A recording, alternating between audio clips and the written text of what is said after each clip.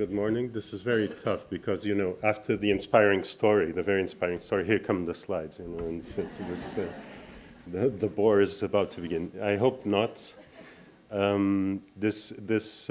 really like this story. Also, it's a story that I relate a lot to because I myself have a dyslexic daughter. And this is, I think, a very personal message, very personal testimonial, really puts the flesh and the soul into what we're talking about today. Thank you. I'm Pedro Moreno da Fonseca. I'm a lifelong learning specialist at the International Labour Organization in Geneva, so in the headquarters. And one of the let's say, important pieces of work that is done in the ILO is precisely on recognition of prior learning. So it's, let's say, the ILO terminology. You change one letter and basically you get the same. I've arguably done a presentation which is too long, which means that I'm going to just leave some slides for 1 second and be in silence and presume you know what I'm talking about. And you'll know which ones they will be. I'll essentially talk about what the ILO does on this level, the importance of RPL or VPL for the support and, let's say, the work that is supported across the world.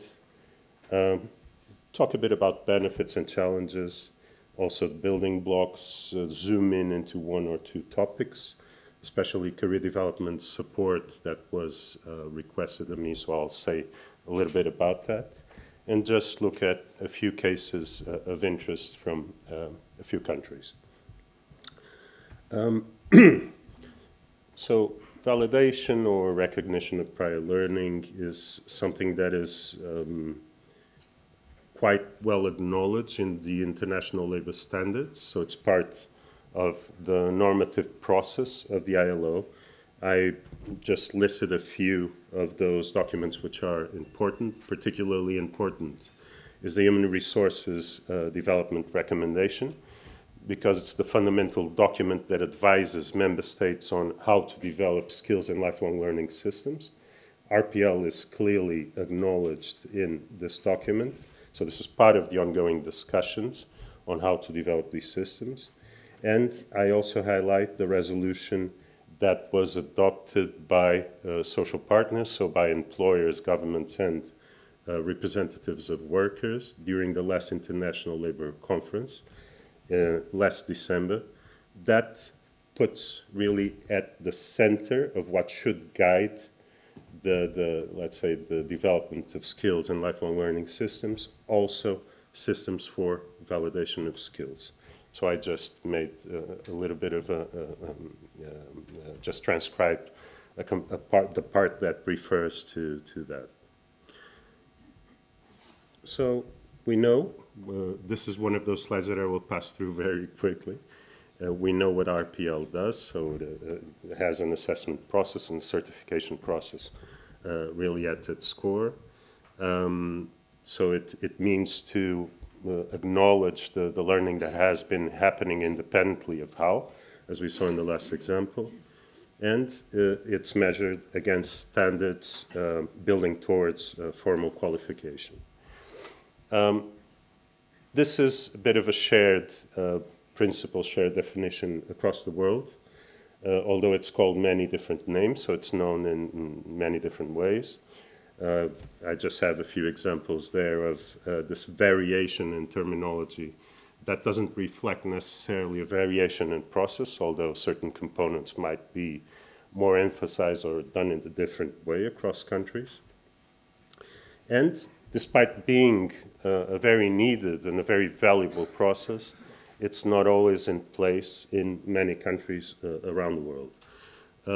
Given the space of operation of the ILO, of course, talk a little bit about less developed countries, in which, in fact, less than 50% of the population enrolls in secondary and formal secondary education and training. In some countries, you have only 5% of the youth acquiring skills through formal training. So these are very strong numbers that I'm showing here. Most workers don't have formal qualifications. And there's a massive, a bulk phenomena of migration and of circular migration. And frequently, workers which are very skilled and have acquired skills outside their country have difficulties in reintegrating their labor markets when they return to their countries. So for us, this is a very important issue. Just looking at why this is such a good activity. For one thing, it is important that we understand that RPL should be really at the core of lifelong learning. So not like an add-on, a bit like what happens also with career guidance and other activities which are considered sort of support activities. So the idea is that to be virtuous, to really achieve all its results, it should be at the core of the systems and part of the articulated strategies that exist. It really empowers lifelong learning strategies on that sense, makes qualifications accessible to most vulnerable publics, lowers costs because it doesn't engage people. Informal learning, you possibly many of you are aware, of course, of all of this. There's a support to migration and mobility, which is important. There's also the work that can be done in informal sectors, in the informal economy, which helps people transition into formality. There is the improvement of self-esteem that was portrayed very well by the story that was told, and there are many stories documented of this type. And it also helps set long-term prospects in terms of career, in terms of secure livelihoods for many people. There's also gains from the side of employers. I mean, these are processes that can help a lot in terms of human resource management, career development processes inside of enterprises. They can help make serious investments in skills, conciliate the productivity with the aspirations of workers, etc. So there's a very strong role here also on that level. This you know. What's important is perhaps just to reflect that there are, besides these activities in the core, as I said, assessment is in the core, but you have the awareness raising, you have the access to complementary training, you have career guidance and support, and these are also important elements that need to be considered, and I'll talk a little bit more about these later. Despite being so important, and as I said, something that needs to be at the core of skill systems, it is challenging to develop RPL systems. Its implementation tends to be very slow. There is frequently a problem of trust, particularly on the side of employers that do not necessarily believe in the validation system. And it's frequently faced, truthfully or not, as being a very time-consuming and expensive system to implement. I mean, it's based on an individualized methodology. It's supposed to have very rigorous assessment techniques. It's complex. You should have proper career guidance associated with it, trained professionals. It's challenging. It can be challenging for certain people. So it is not something that is necessarily easy to implement. So what the ILO does normally is to go to countries and assist countries in establishing the systems, develop certain components of the systems, and mobilize resources to the extent possible to consolidate these systems. So the language that is used in the ILO is building blocks. So essentially there are some aspects of RPL that are considered fundamental.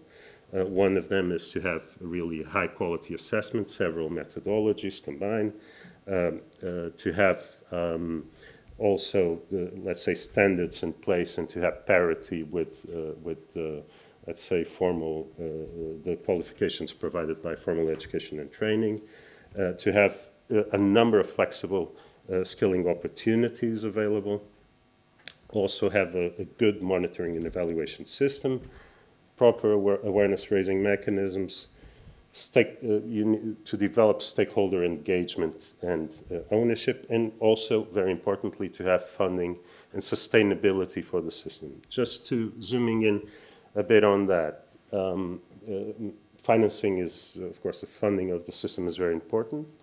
It's important to maintain the service, but also to enable people who are that are more vulnerable to access the system. What we have seen in, let's say, case studies that we have developed is that there is a great diversity of solutions to try to finance the system. So I list a few which are found. So you can have a public entity financing directly.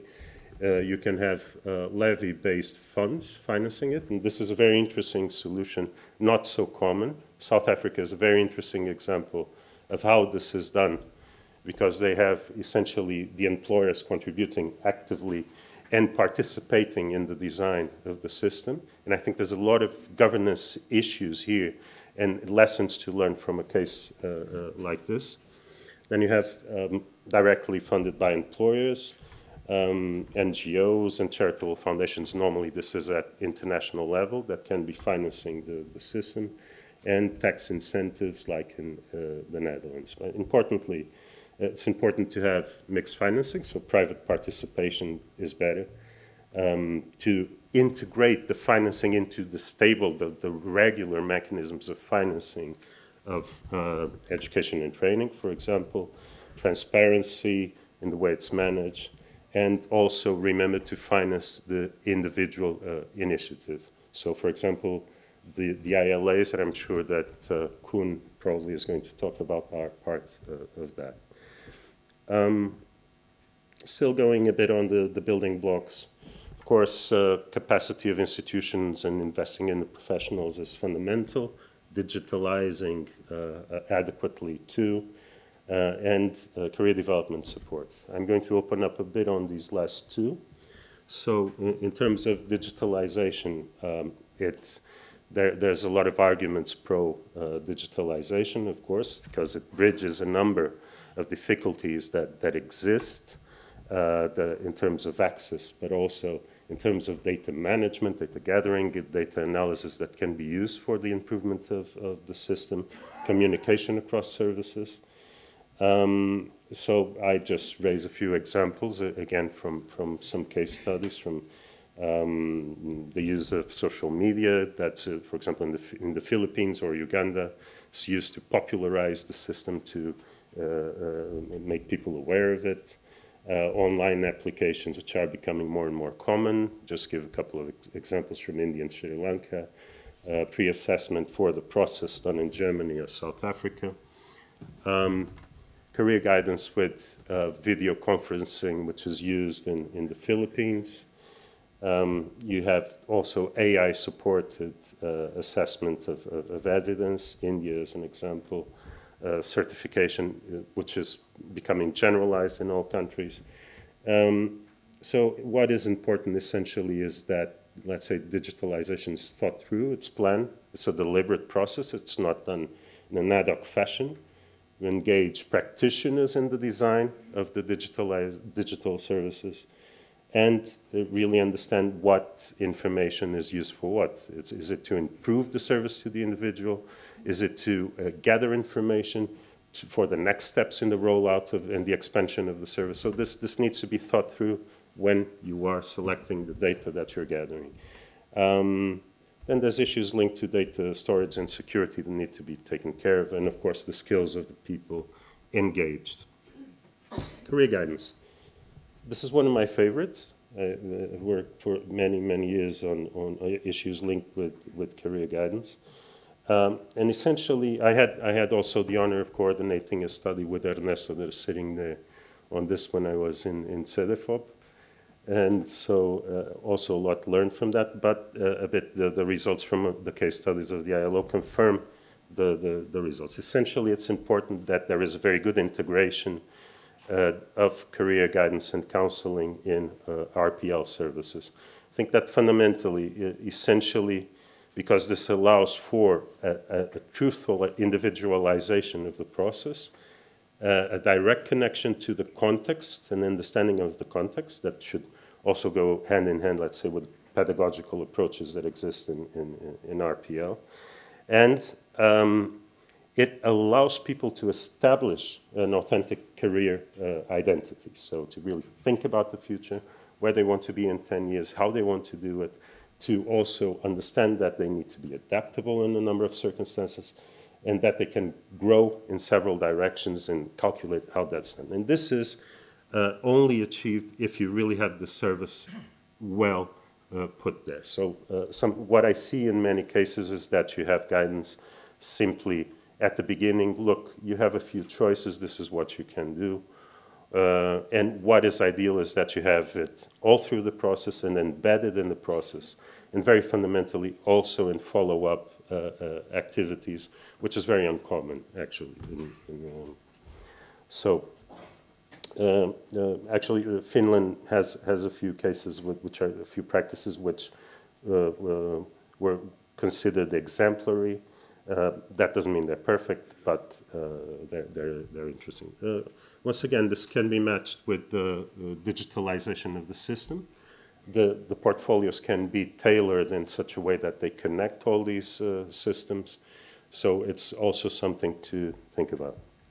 So noteworthy cases, and I think I'm merely approaching my limit in terms of time. So very quickly, just to illustrate this, so there's an interesting case of RPL used for returning migrants in Sri Lanka.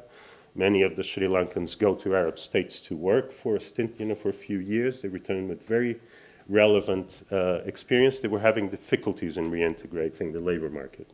So what the government has done is to take the opportunity, while improving the qualification system, to also create an RPL system oriented for the returning migrants. So you can look into it. We have this documented. This is a sort of just a personal testimonial that talks about the value of let's say the process for people. There's a few more testimonials like this, and they're worth reading. Another one is simply supporting validation in Tanzania. This is a very interesting case because it essentially talks about informality. So you have a huge informal sector, most people learning in informal apprenticeship, so in the traditional way. And essentially the system is set up to support people during the learning processes to achieve formal qualifications. This is done in cooperation with the master craftsmen themselves, with the TVET institutes, with the VET institutes involved in the process, so to help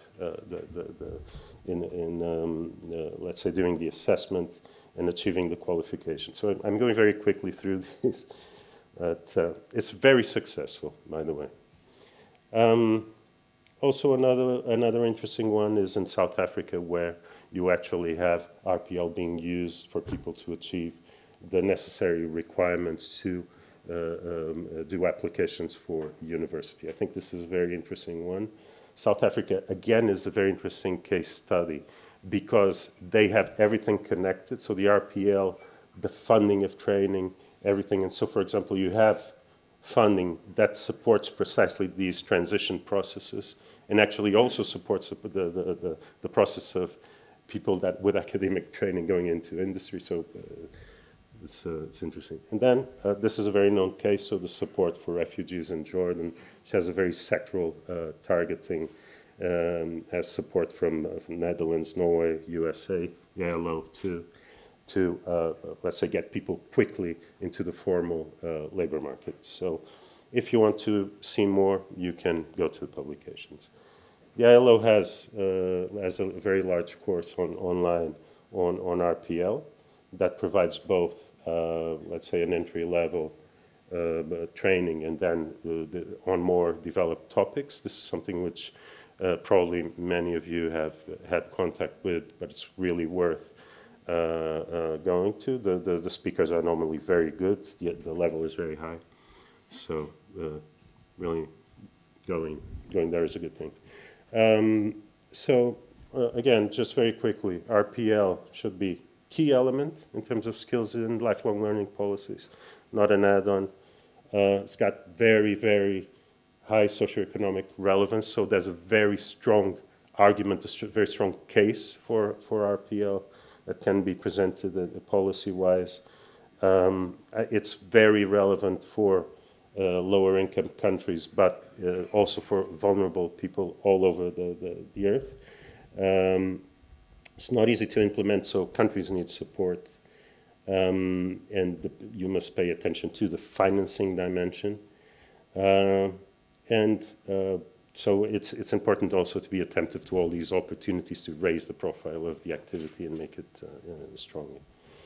And finally, I would like to again underline the idea of setting up a really meaningful individual process is really fundamental for the let's say, prolonged success of RPL. So, thank you very much for your attention. And